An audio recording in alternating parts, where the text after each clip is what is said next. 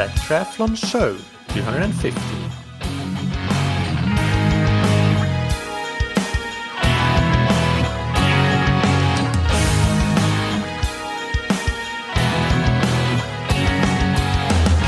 Hey, what's up everybody, and welcome back to another episode of That Triathlon Show, the podcast presented by scientifictriathlon.com. I'm your host Michael, and on today's episode I interview Teun van Erp from the Netherlands. Teun completed his PhD research while working as the sports scientist at Team Sunweb, where he spent many years before he recently started to focus completely on his academic career at the University of Stellenboch in South Africa. In this episode, we'll discuss much of the research Teun did while at Team Sunweb.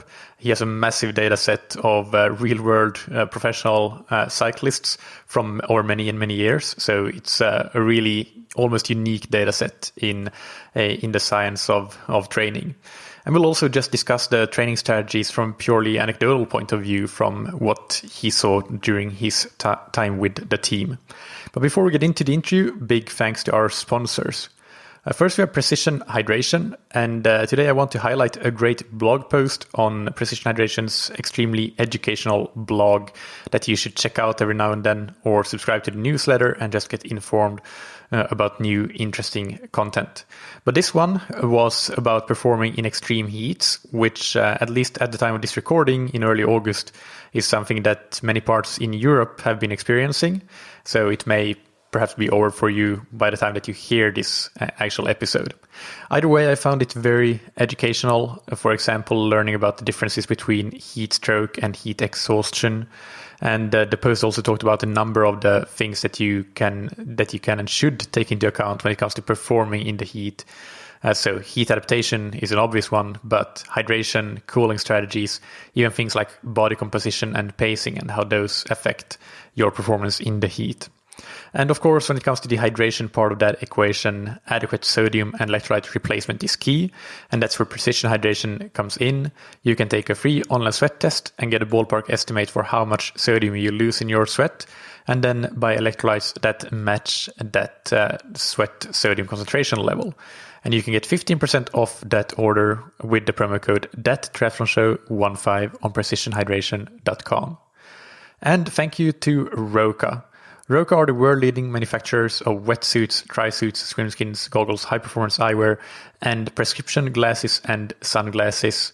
They use a combination of big innovations like armstock technology in their wetsuits, Geeko anti-slip technology in their glasses and eyewear, and small details like greater lens angle on their swim goggles so you can sight with a slightly lower lift of your head when you're swimming in the open water. And that combination of big innovations and small details is what makes Roka's products as good as they can possibly be, raising the bar in any product category that they enter. You can check out all their products on Roka.com, and you can get a 20% discount with the promo code that you can find on Roka.com/TTS. Now, without any further ado, let's get into the interview with Teun van Erp. Welcome to That Triathlon Show, Teun. How are you doing today? I'm really well. Thanks for inviting me.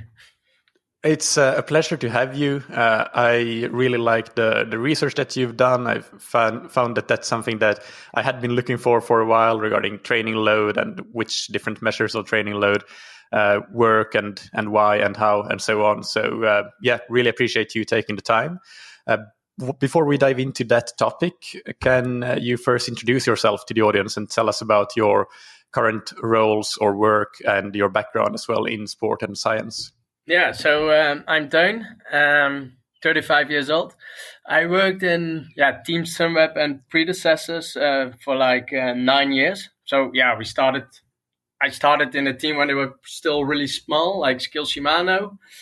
And in those 9 years we won a lot of big races, including the Giro with Tom Dumoulin. So it was really nice. But and during those 9 years, I used the data which I collected in the team to do my PhD. And after finishing the PhD, I found that I really like doing research. So I kind of switched jobs, and now I'm a postdoc at Stellenbosch University. And I'm still working mostly with the data collected from Team Sunweb. So more research will come out soon. Oh, that's really, really fascinating and really great to hear that more data will come from that, because that's obviously real data collected from real world-class riders in the field. Just to make sure that the audience understands what you were doing at Team Sunweb, you were their sports scientist or sports physiologist, is that correct? Yeah, the sports scientist. So the question, like when I started in 2011, the power meters was kind of a new thing, and the team wanted to have more knowledge about that. So my main job in the beginning was collect all the data, and I analyzed everything myself in MATLAB. So we could do we were not limited to training peaks, for example. We could do everything with the data ourselves. And then during the years, I worked more on the time trial and the team time trial and analyzing those kind of things. And the last years, I especially worked together with universities doing new stuff and new projects. All right, great. So let's dive into some of the research that you've done. And the first topic I want to discuss is when you tried to correlate different measures of training load or internal training load, like TSS, session-RPE, TRIMP, and so on, with the external training load measured as kilojoules. That's one big part of your PhD thesis. So can you describe the work you did there and go into some details about what you found and the implications of it? Yeah, so I have two research papers about this, and I think there's multiple things I found. One is that all of the load measures, so if it doesn't matter if it's based on heart rate or power output or RPE, they all have a really good correlation with each other. And I think the main thing why this is happening is because the training rides and the races are so long, so like 3, 4, 5 hours. So the duration, which is in all of the 4 measurements, is really important, and that makes the correlation really, really good. But this correlation will get slightly weaker in races, and that is probably to do that. For example, you cannot control as much as you can control in the training. So the internal measurements like RPE and heart rate will variate more compared with in a race compared with the training. Yeah, and for the listeners again, heart rate is used in the TRIMP measurement that is used. TSS, as most listeners will be aware, is based on, it's a power-based measure of load, and then RPE, in this context we're talking about session-RPE on the 1 to 10 scale as proposed by Carl Foster, I think originally, or was it the Borg that created that scale as well? The RPE score was Borg, and then session RPE was Carl Foster. Got it. Okay, perfect. Yeah. So those 3 measures correlate really well generally in training, in racing, slightly less well.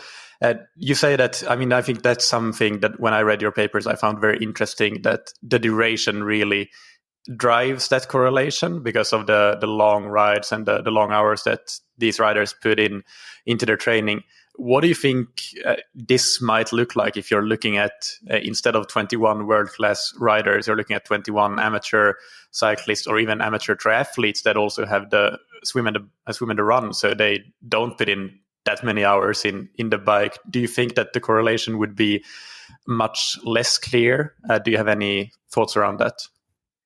Yeah, I think it will be less big, the correlation, less good, the correlation, because the rides are shorter, so the intensity measure, so with session RPE it's the RPE, and with Lucia's TRIMP it's the heart rate will play a bigger role. So I think if you're gonna correlate it with kilojoules, you will get slightly lower correlations. That's what I expect, although I didn't do it, so. Yeah, obviously. Yeah.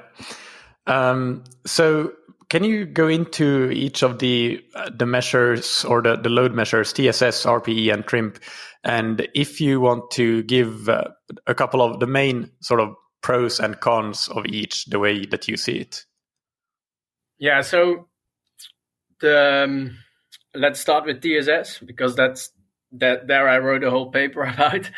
And the TSS is a little bit how the formula is built. It's that you collect 100 points when you ride 1 hour on FTP, on the power you can hold for 1 hour. And the measure is kind of a little bit strange if you look to all the other measures in load, because all the other measures are either linear or have what's it called? Exponential relationship with intensity. Yeah. The English word is always a little bit tough for me. But TSS has a quadratic relation. So that makes it a little bit strange.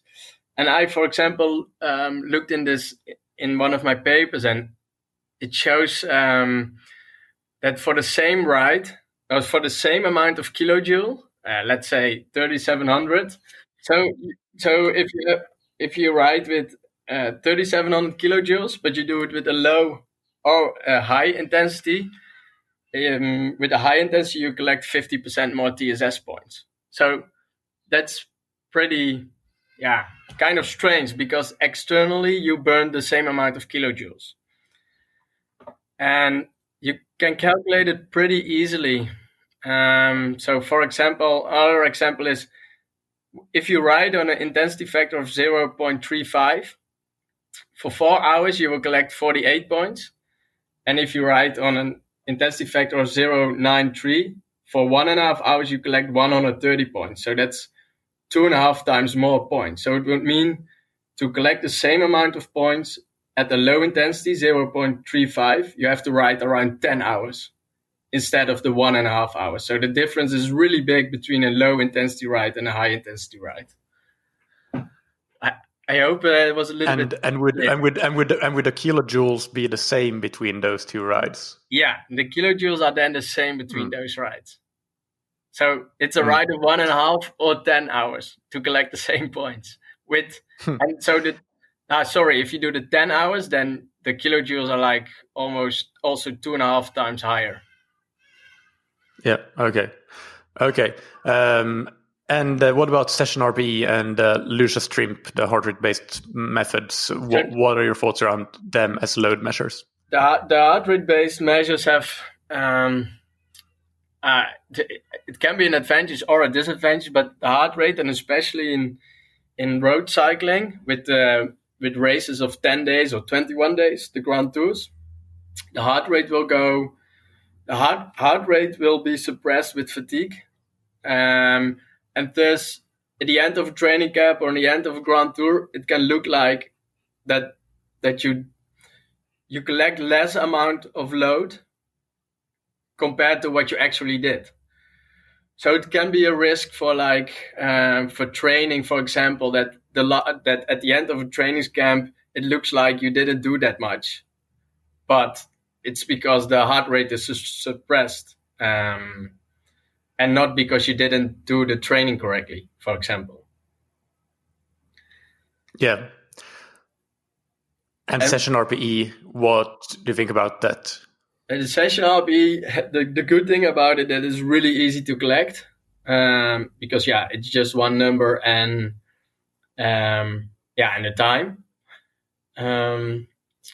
So that's a really big advantage, because I did another study with the girls team, and they were really good in collecting everything, and I missed like 10 to 50% of the power output data, but session-RPE, I had everything.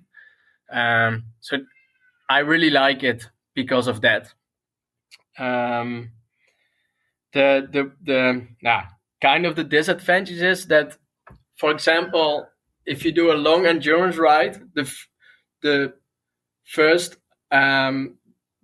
the duration will be kind of double, because you already use the duration in the formula, but the RPE will make it also harder. The duration will make it also harder for the rider. So 1 hour at the same intensity, a rider will give a lower RPE score than 5 hours on that intensity. So it's kind of double in the formula. So because every load measure has an advantage and a disadvantage, I really think you should combine them and not focus on one measure. Mm. That makes a lot of sense. With session-RPE, I do get quite a few questions from listeners asking, how do I know how hard my ride was and how to rate it? And can you just give a brief description of how you would, things like how soon after the workout should you do the rating, the collection of data, and how should you think about where to rate that particular workout on the session-RPE scale? I always tell the riders, so they have to do it after 30 minutes. So take a shower and then fill it in, and then don't think about it. Just look at the list and okay. And the first number which comes up into your mind is the RPE score. You should not overthink it, in my opinion, and not because it should give an idea about how hard the ride was for the day, and it should not be like, I did 6 times 5 minutes interval training, thus it should be 15. Then you're thinking too much about it. Yeah. All right. So, wait, I lost my list of questions here. The one thing that I find interesting here is that you're correlating these measures of internal training load with the kilojoules, as it always makes it seem as though you're using kilojoules as sort of like a gold standard, which I can understand.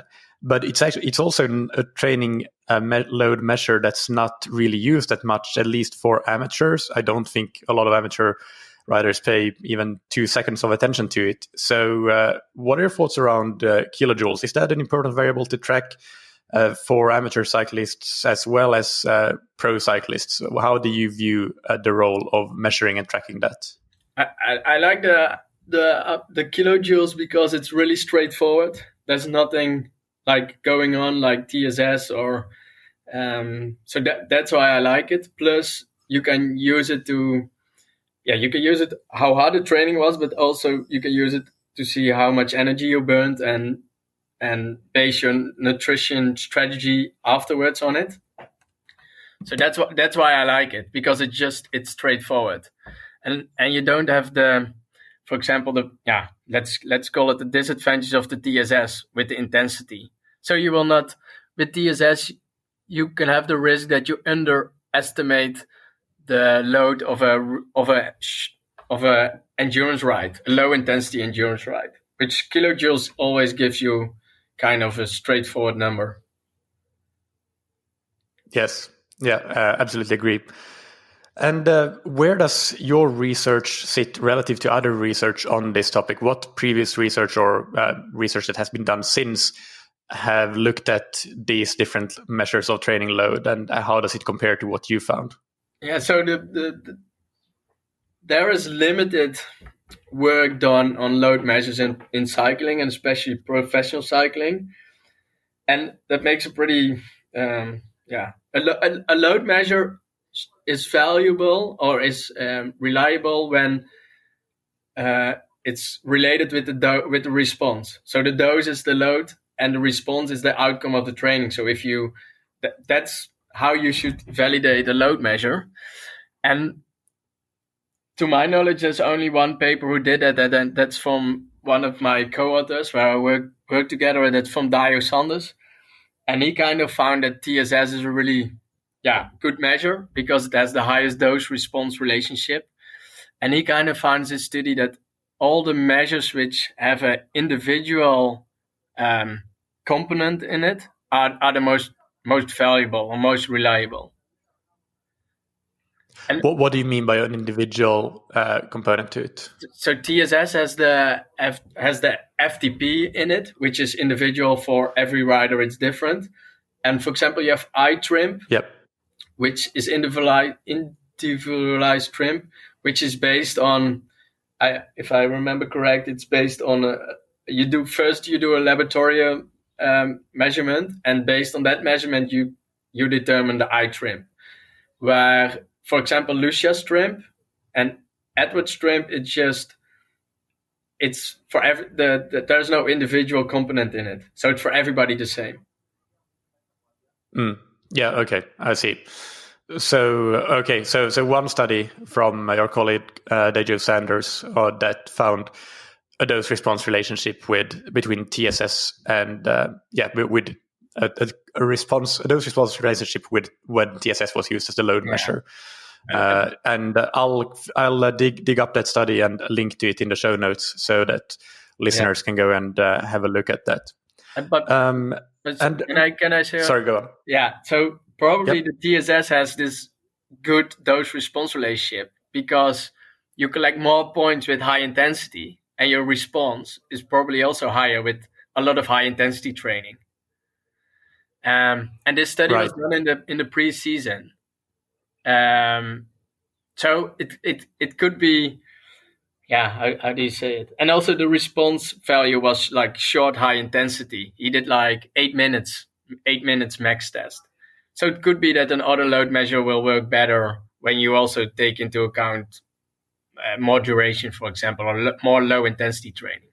So there's it's a really interesting topic where I think we should do more work in this topic. Yeah. In the meantime, if you can give some practical tips, you said you think you should collect all of these things, and that makes a lot of sense. Can you give a little bit of an overview of how you, for example, at Sunweb, used this information, how you used all of them in parallel, and maybe which ones you considered the most important, and so on? And what did you use the training load measures for? Was it just for tracking, or did you use them a lot to inform the training prescription and so on? That's a lot of questions. So we used TSS, kilojoules, and session-RPE, and not the heart rate measures, which I think is a pity. But some riders didn't like wearing the heart rate belt in races, and because the session-RPE is so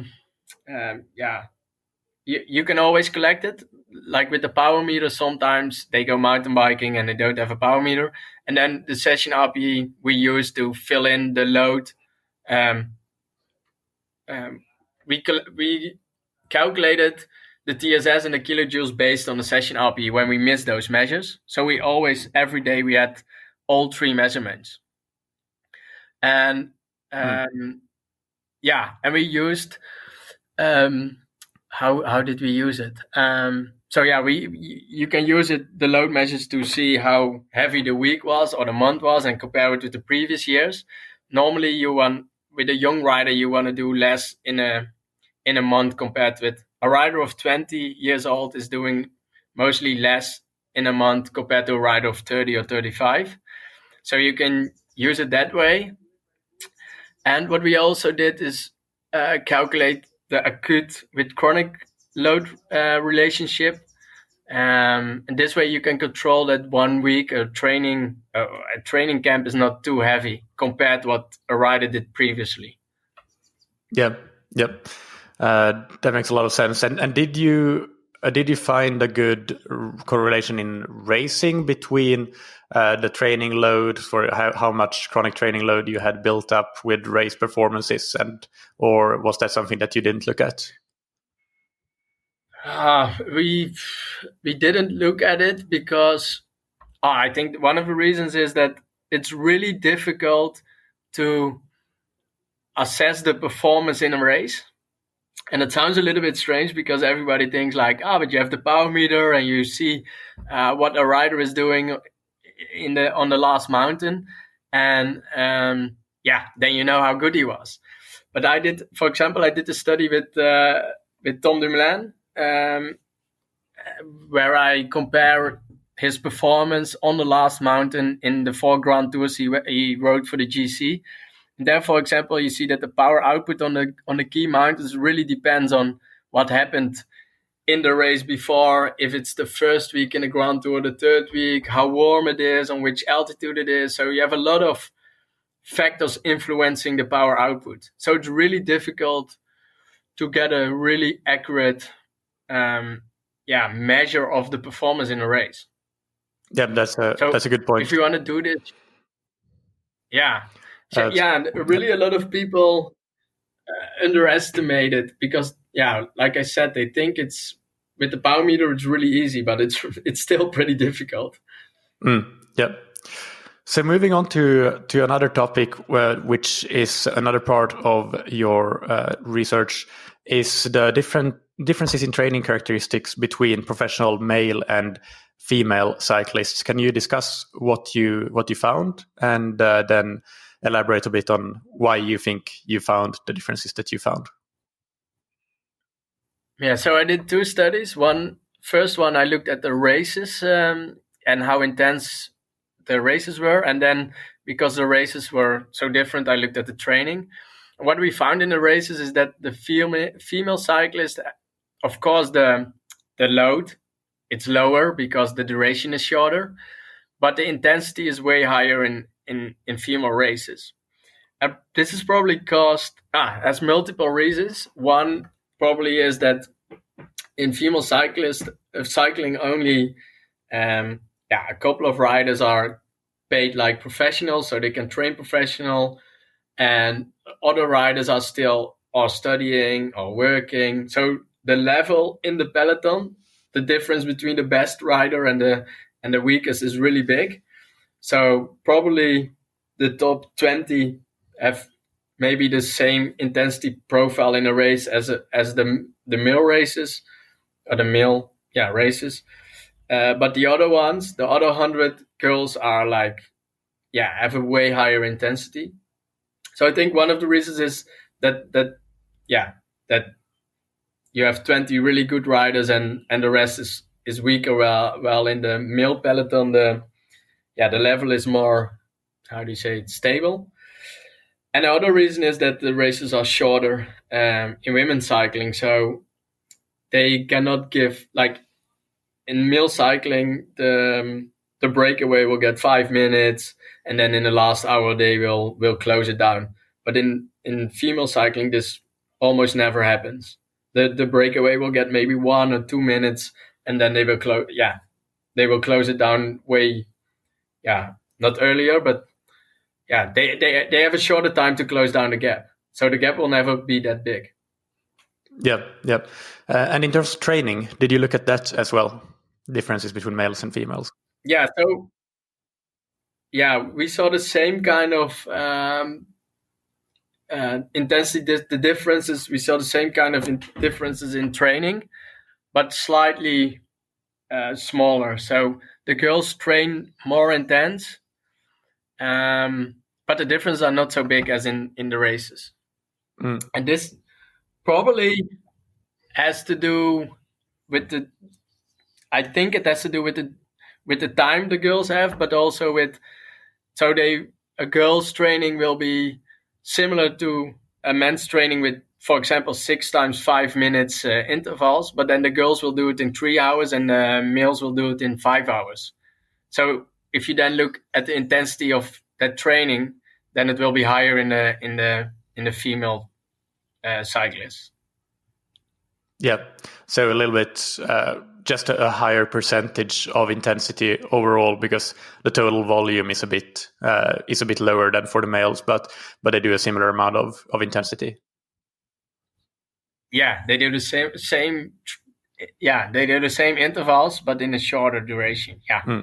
Okay, and perhaps even things like terrain can play a part there. So where male cyclists can go and ride in the mountains and make sure that they stay at an endurance level, endurance power, even on the climbs. For a female, maybe they are forced to go at a relatively higher intensity when they're climbing. So that could be a factor as well, perhaps.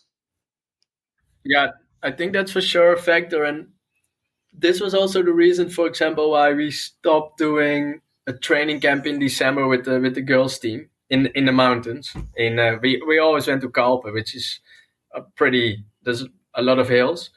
And we saw that in December, we want to do mostly endurance. And we saw that in the training camps, they were doing a lot of intensity because of the hills, but also because if you ride in a team of 10 girls, like I said before, 2 or 3 have a really high level, and the rest is still, it's a lower level, but those other 6 girls will try to follow the 3 really strong girls.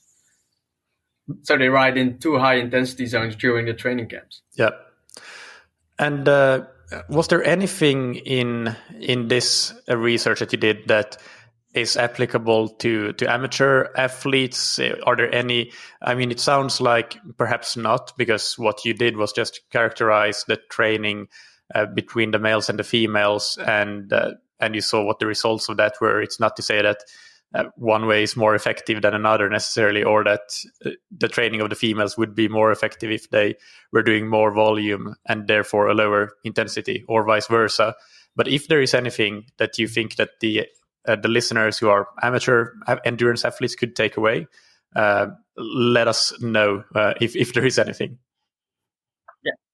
Yeah, I think, but it's in general. But you also see it in my research that a lot of time is spent in. I use the 5-zone intensity distribution, but I think still too much time is spent in the middle zone, like zone 2 and 3, and riders tend to like the really low intensity rides. They are done with too much intensity, so they train too much in the gray zone. So, to my opinion, the training, and I saw it also with the pros, but I think with the amateurs, try to focus on the training goal. So, if the training goal is a long endurance ride, make sure it's long with low intensity. And when the training goal is high intensity, then also do it like with a really high intensity, and not so much in between. And I think the in-between trainings you get a lot when people ride in groups. Like they all want to ride in the front and push it a little bit. So they will never do. So the ride will never be really low intensity endurance, but also will never be with a really high intensity. Yeah. So that's a little bit my advice. Yeah.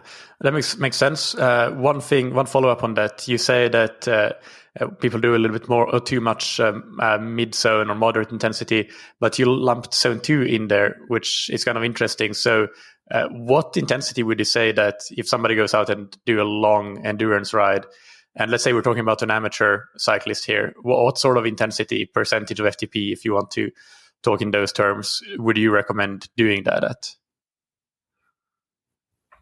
Yeah, so that's the zone 1 I used was from 0 till 55%. And you want them to be in zone 1 for that long ride.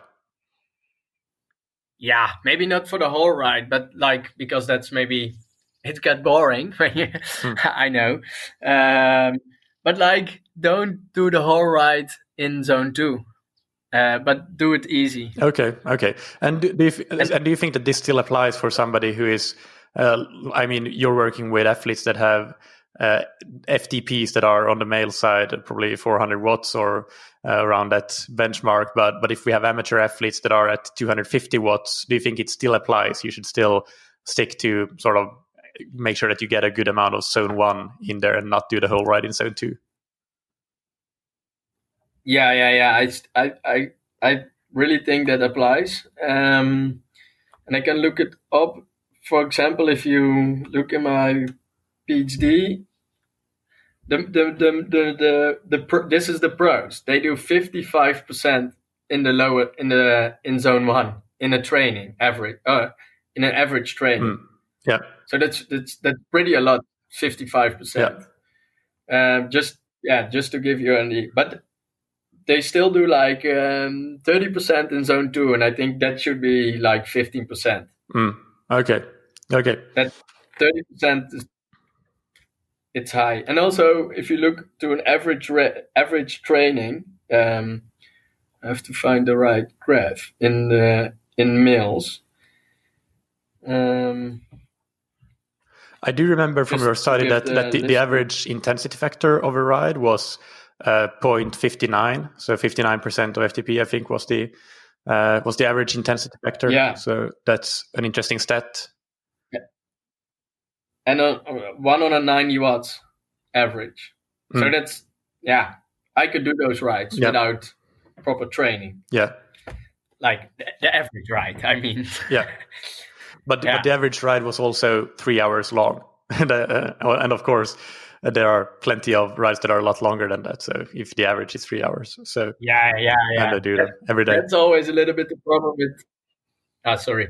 That's always a little bit the problem with studies, that you take a lot, that you take group averages. So the average ride is 3 hours, but they do 6-7 hours, and they do after a race do 1 hour really recovery. So that makes it that average ride is only 3 hours. Yeah.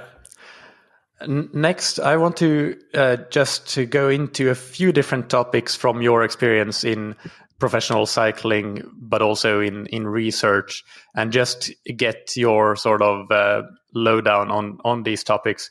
I think we already talked here about training intensity distribution, which is actually the first thing I had on my list, but we can skip to the next one, which would be periodization. What do you think about that, and how have you seen it done in professional cycling? Yeah, I think periodization is pretty important, especially to be good on the right moment in a race. So what we always tried to do in November and December was like really try to work on the endurance capacity of riders, because in those periods you have the kind of the time also to do the long endurance rides. But also, if you do too much intensity already there, then you will be really in good shape maybe in January and February. But the most important races are in March and April. So it's important to hold back with intensity early in the season in November and December. Of course, it depends where you want to perform. And you normally saw in our team that maybe the first classics in the end of February, Omloop and Nieuwsblad, we were never super good, but in Parijs-Nice and the really important classics, we were kind of performing, because there our goals were. So the periodization is pretty important to make a good plan and make sure that you are in shape when you want to be in shape.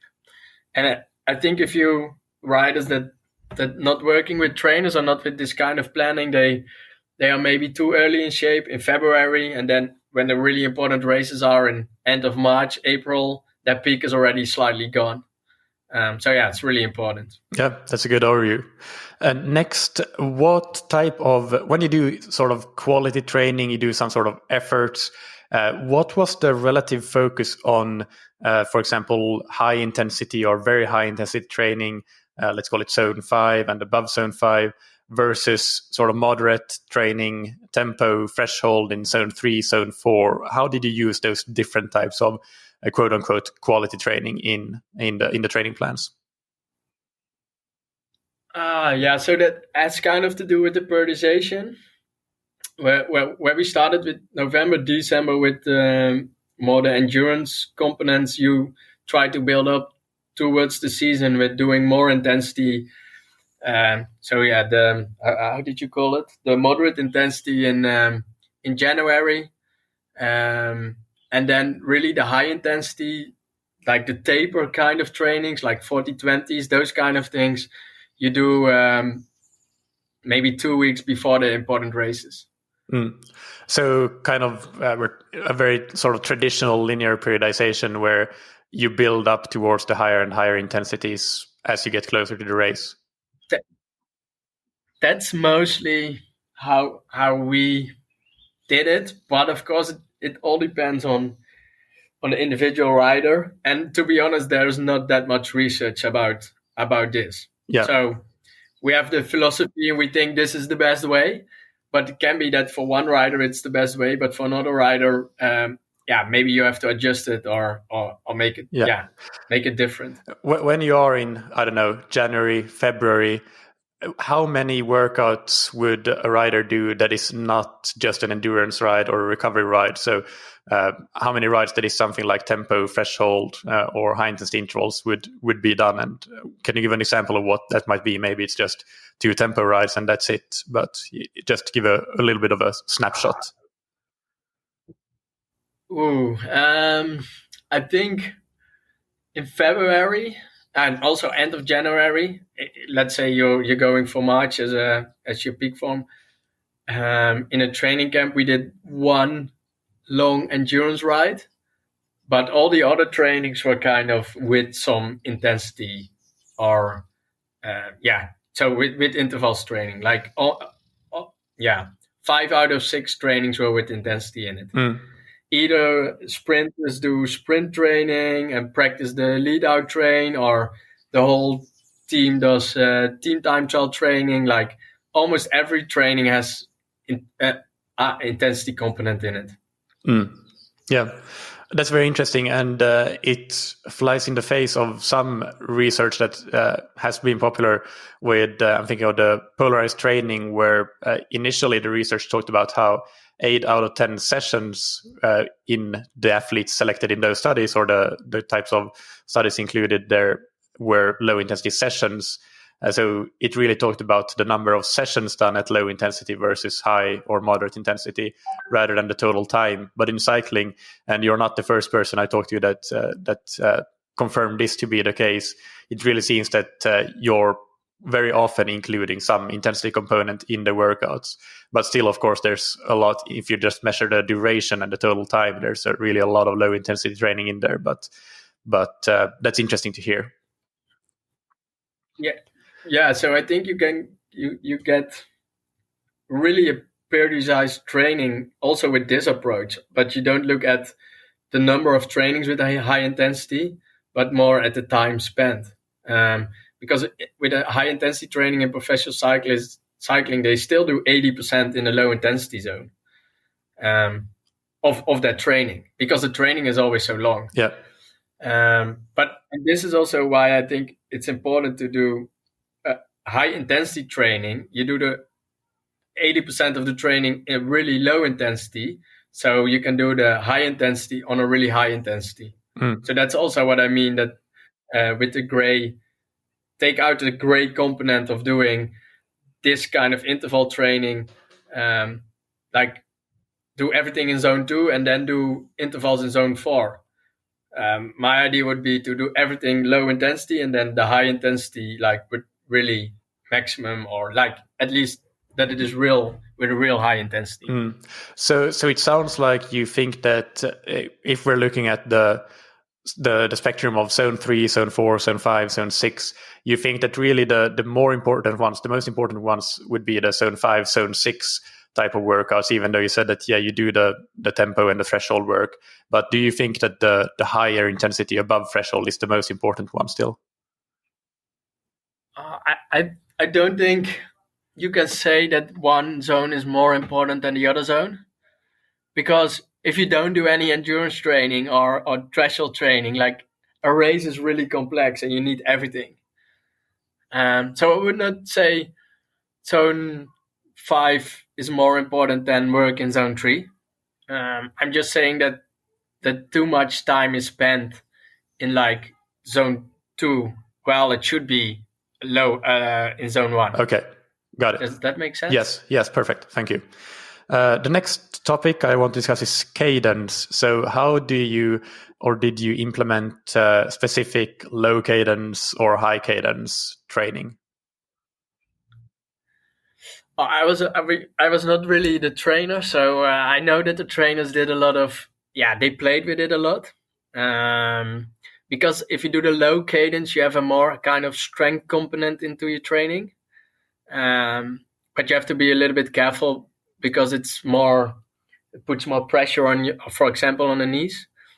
And the high cadence training, we did a lot, either because it brings up your heart rate faster than a low cadence, but also because riding in the peloton is a lot of times with high cadence. So we played with those trainings. Yeah. And nutrition, how can you talk about what that looked like, both in training but also just in the day-to-day, the breakfast, lunch, and dinner kind of things? Just give an overview. Yeah, I think nutrition is a really important part of of professional cycling. What I think that people maybe with nutrition, the problem is that a lot of research is about that last 2-3%, but the most important is just the 95% of your daily nutrition, which is really important. And in training, nutrition is really important because it changes the training effect. If you do, for example, training with low carbs, the effect is different than the training with high carbs in your body, because the low carb training will stimulate your fat oxidation, and you have to play with it in training because it's important, because you want to have an efficient fat oxidation in a race. Well, there's low intensity. You want to save your sugars for the high intensity work coming later in the race. So it's important to train that, but it's also important to train with the high sugar intake training, because you also want your body to be efficient in using the sugar. So you have to play with that during training, which is really important. And after the training, the recovery, it's really important to take the right nutrition to have the recovery. And then in the race, of course, it's important to eat a lot during the race. So our goal was kind of in every race have the 90 grams per hour.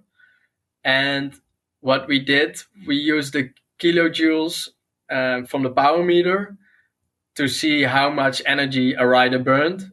And then they had to keep track of what they eat in a race. And then at the end of the race, how much, the deficit is. What's it called in English? Deficit. Yeah. And then based on that, we give them nutrition. The meals were based on that in Grand Tours, for example. Yep. How often might you include training with low carbohydrates in your sort of January, February training? How many times per week? Yeah. It depends on the rider and on the goals of the rider. So where the rider should improve in. So it's hard to say, but once or twice a week. I think that's normal to do. Yep. And the final topic. But sorry, go on. I wanted to say the placing of this training is important because it has an extra stress load. Yeah. Stress on your body. So you should not do it before important races, or you have to plan it wisely. Yep. Let's say that. Yep. And the final topic here is performance testing. So things like physiological testing in the lab or field tests, etc. How were those included in the process?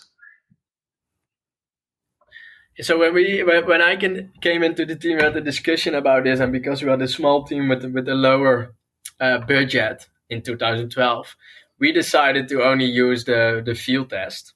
So we kind of did the power curve test. So one day you do the sprints and the 1 minute, and then another day you do the 3 minutes and 20 minutes. And the advantage of this is that it is really easy to do with a power meter, and you can do it whenever you want, you can do it. Of course, the disadvantage is that it is not so super controlled because the environment changes, and thus the difference is, you always have to be it's important how to interpret it. So if I would make the same decision now with more budget, I would include lab tests as well. But the problem with the lab test is that you have to get the rider into the lab, so it will cost some days of training. So it's logistic. It's more difficult. But the test is more, reliable. What do you think is the most important benefit of lab testing? Is it to get sort of a strengths and weaknesses profile of the rider, or is it to get power targets for their training better than from a field test, or is it to know how much carbohydrates and fat they're combusting, or what would you say are the most important factors that makes lab testing useful? I think the most useful is to see the strength and the weaknesses of the rider. But that's mostly because you can normally only do it once a year. Normally, teams only do it once a year. if you could do a lab test like every 4 to 6 weeks, you can really use it to see the progress of a rider and see how he's developing. Then that would be really, really strong of a lab test. Yep. Plus, you could do the kind of the dose response study with it, but it's almost impossible to get pro riders every 6 weeks in a lab. Mm. Right. So one more question before the rapid fire questions, and this one is specifically for the amateur cyclists, triathletes, endurance athletes listening to this podcast. If you could give 3 pieces of advice to amateur athletes to improve their performance or their training in cycling or just in the endurance sports in general, what would that be? I think it will be the most things we already talked about. So I think nutrition is really important in training and in racing, especially in racing. Then the goal of the training. You should have fun in training when you are amateur, but if you want to be improve, then I think the goal of the training is really important. So if it like I said, the intensity distribution, don't do too much in the gray zone. The third advice. I think it can be really valuable to have a power meter because it's interesting and it's nice to it's really easy to see your progress and what you're training and how so it's a really good way of monitoring your training. Yeah, perfect. And let's move on to the rapid fire questions. So these are just quick 1-sentence answers. And the first one is, what's your favorite book, blog, or resource related to endurance sports? I think in this case, my research will be the cyclists and the data they collect, because with that I can do my research. So I think and the riders are like, it's pretty difficult to collect data with professional athletes, but if you know them, then it's really nice because they all say yes, and it's really useful for me to use that data in my research. Yeah. And what's your favorite piece of gear or equipment? Yeah, then I have to say the power meter at this moment. Oh yeah, of course. Yeah, because it's so easy to collect every second what the rider is doing. So there are no secrets anymore. Yeah. And finally, what's a personal habit that's helped you achieve success? Yeah, I think you need to have luck, and you need to be at the right time, at the right moment. But also, I think you need to see the opportunities which are there. So, for example, I worked 1 year for free at Team Sunweb. Like when we were a small team in 2011, to show them what a sport scientist can do. And so you have to work hard for that to get in the position to be a sport scientist. And work with pro athletes. But you also have to see that opportunity and talk to people and feel like, here is an opening to do something. Yeah, perfect. That's a great story and a great lesson.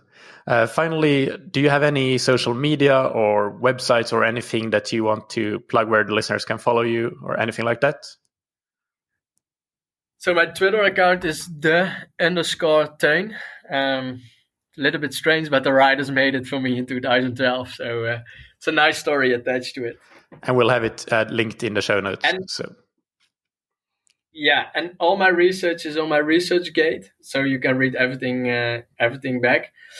We didn't talk much about the Tom Dumoulin study, but I think that one is really nice also for amateurs to look into, because you can really see what it takes to win a Grand Tour. Yeah. All right. Thank you so much, Teun. It's been really nice to have you on and share your insights into professional cycling and the research that you've done as well. So really appreciate it. Thank you for giving me the opportunity to talk about my research, because it's always nice to be able to talk about it. I hope that you enjoyed that interview.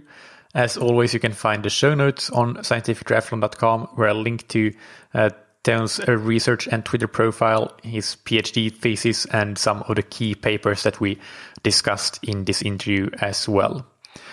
Stay tuned for Thursday's Q&A episode that we will have as usual, and then next Monday another interview, a guest to be decided at the time of this recording, but rest assured that it will be something interesting. I always try to make these interviews interesting, of course, so I'll do my best to keep that streak going. If you're looking for training plans or coaching services, go and check out scientifictriathlon.com. I really believe that we have among the best training plans and coaching services in the triathlon industry. So go and have a look and email me if you have further questions. Big thanks to our sponsors, Precision Hydration, that you can find on precisionhydration.com. Go and take their free online sweat test and get a personalized hydration strategy for training and racing, and get 15% off your order with the promo code THATTriathlonshow15. And thank you to Roka that you can find on roka.com. Check out their wetsuits, tri-suits, swimskins, goggles, and high-performance eyewear and prescription glasses and sunglasses, and get 20% off your order with the promo code that you can find on roka.com/TTS. Thank you, as always, for listening. Keep training smart and keep loving triathlon.